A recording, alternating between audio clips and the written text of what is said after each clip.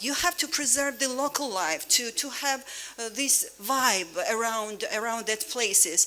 And I can say that in this region, and you can see that it's walkable areas and a lot of cafes, etc. A lot of Turkish and Arab cafes and restaurants are open, and local life is a little bit fading. And I'm not talking, of course, immigrants were always here in my country, but the key was that they were integrating in our life and bringing their value. And in this later 30 years or 20 years, we can see that enclaves of different cultures are taking away the life from these beautiful districts. So this very project was the attempt to bring life back to this place. And you can see this. It is a four-story building which has this cultural heritage monument status, and I want to bring you back to the story. I was introduced to the owners, and one of them was a young girl in his early 30s, and she was telling me how she was coming to this beautiful place when she was a child. And why I'm talking about the dream of this girl, because you will find how the dream of this girl created intangible value, which is added value to the market value, and you will see it in figures. And you can see how it looked like before the renovation, and this green paint on the wall, probably every Soviet person remembers that, how these public spaces in houses were painted in this terrible color, and the beautiful paintings behind them were lost. So her dream was to bring this house back, and she was so passionate that brought her husband, and 3 friends, and they piece by piece bought these spaces which belonged to different families, and they transformed it to a beautiful hotel. But before that, of course, you know that, and we had this wonderful presentation that costs of the building hotel is huge, and can you imagine what are the costs of renovation? And I was told that there are 2 different kinds of, there is a renovation and conservation. This girl was, she graduated from the Academy of Arts and had this specialization. So this is even more costly. And how can you bring this cost to the profit?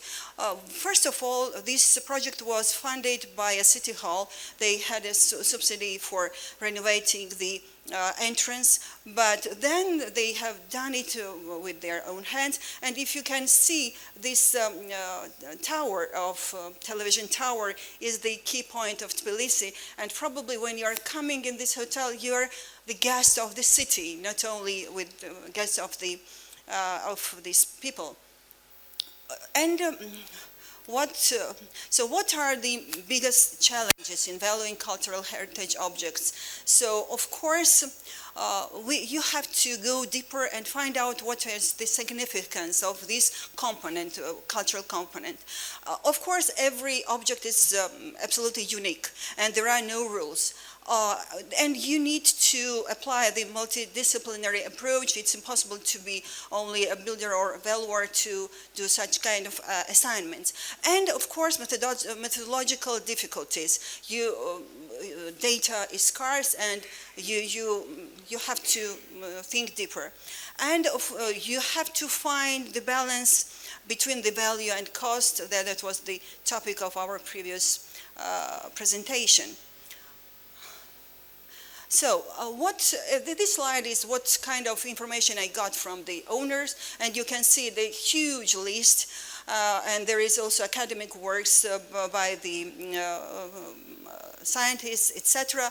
But in the course of the valuation, I discovered that there was a need to have a deeper research. And I asked a professor of cultural studies to perform the research, and why we needed that, to find out what are the value drivers in this very situation. And it appears that the cultural value is connected not only with the building, but with the place as well. Just look out of the window. We have the very good example here, just next to our backs. So visitors immediately sense that they found themselves at the crossroads of Eastern and Western cultures in a polyethnic and multi-religious city that prides itself in the unique and captivating multiculturalism. So that what is very interesting with this place, this is offers not only the place where to bed and breakfast, but place where some cultural events are happening. For example, people are coming there for a fashion show, gatherings, etc. And this place is coming to the life. That is also the added value. You are not just a guest, but you are also taking part in the real life of the city, of that place. What I've started to research every standard, present or past, for some hints how to do how valuation society is looking at that problem. So IVS 2010 has guidance note number 15, which speaks a little bit about the historical properties and lists the characteristics.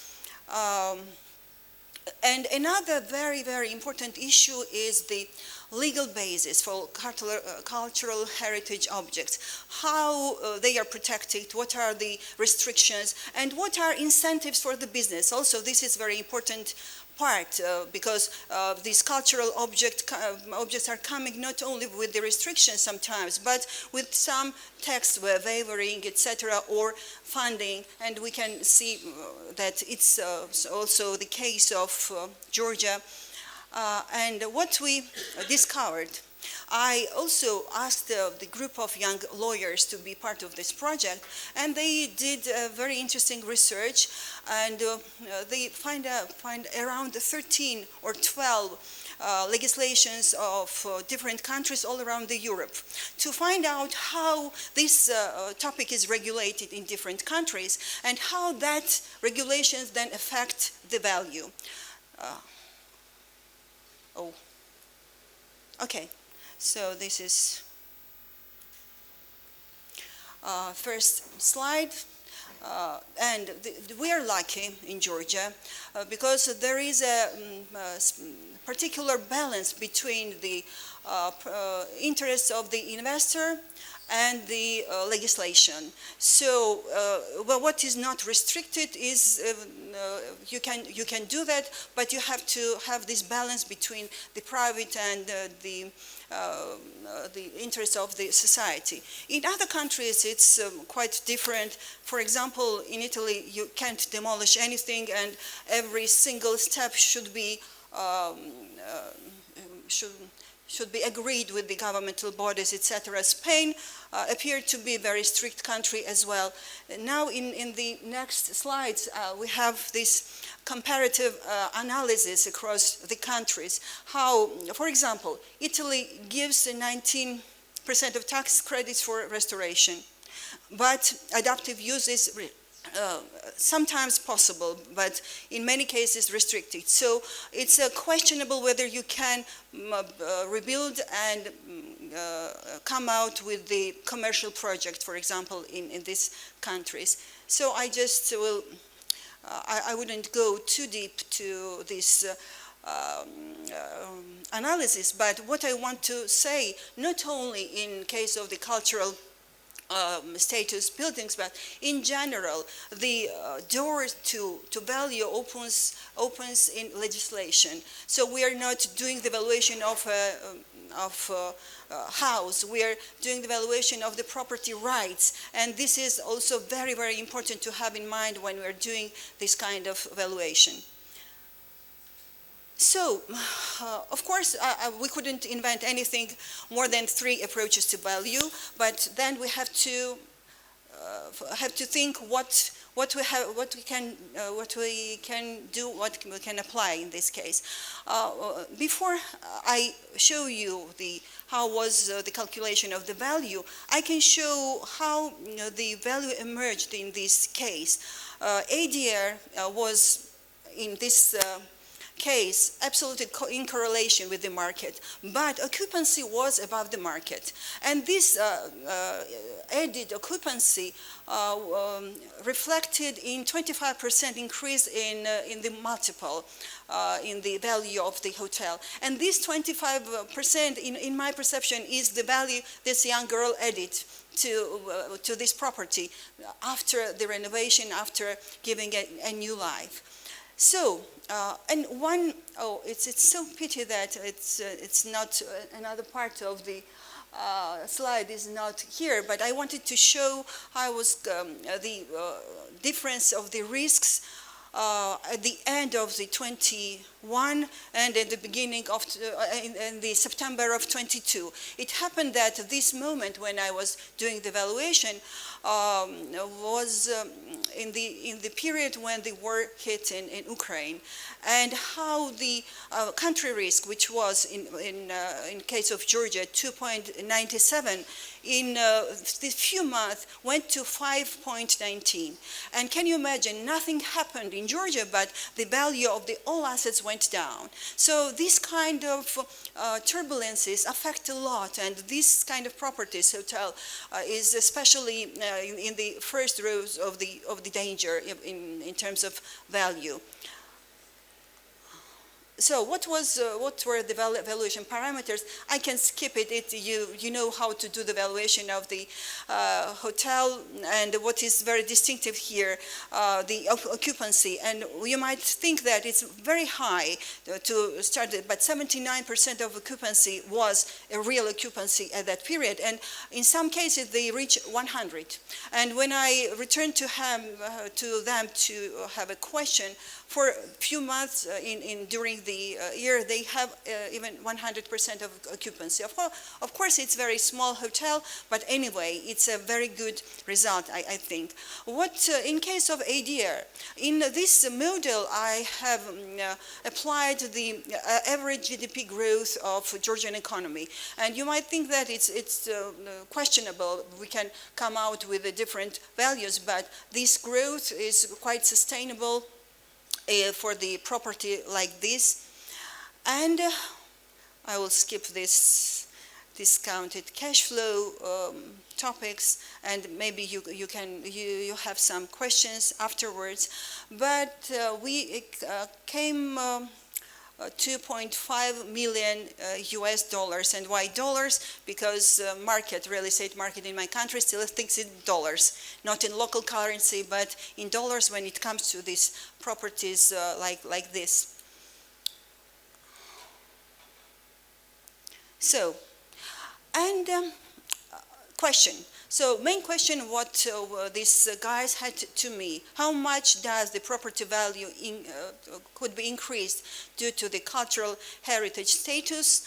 And this is the scenery of the night Tbilisi, and you can see that of course in old city there is no homogeneity. Every single building is different, and we can't apply one as a mass valuation is absolutely impossible here. Okay, so as Sylvia said, when it comes to the data, you have to look at the United States. I researched a lot, but there was zero scientific paper on the data of Europe and the coastal part of Black Sea and Mediterranean is very good comparables for the hotels in Georgia, for example. But I couldn't find any information and any data, so I went to the US research papers, and what can we see? That there is a very consistent premium, 5 to 12% property value increase. And and you can see, but that was very interesting fact as well. This 5 to 12% increase gives the status of cultural property. But also there was a very interesting effect of spillover. If one cultural property exists in the neighborhood, then the value of the houses nearby increases as well. So that's also very interesting effect. And of course, it's not always a premium. Some cases, in many cases, and it's a fact in Europe, all over Europe, that cultural property status decreases its value because of the restrictions, etc. And you have to look at the every project separately. So there are also data that the status decreases the value. So what could we, what kind of advice and what kind of outcome, conclusion we can bring here? That in fact special value is market specific, and I say the special value referring to this kind of property. Okay, so there is what was my advice given to the owners, that they the market value of the property is the lower figure, and they can start the negotiation from the upper level. So this +5, +20% to the market value would be a good range for the initial offer. And I'm so happy that my intuitive findings which comes from the research was proved by Sylvia as well, because market always value is connected with the perception, how the market perception is affecting the value in itself, and these kind of properties should be valued a little bit above the market.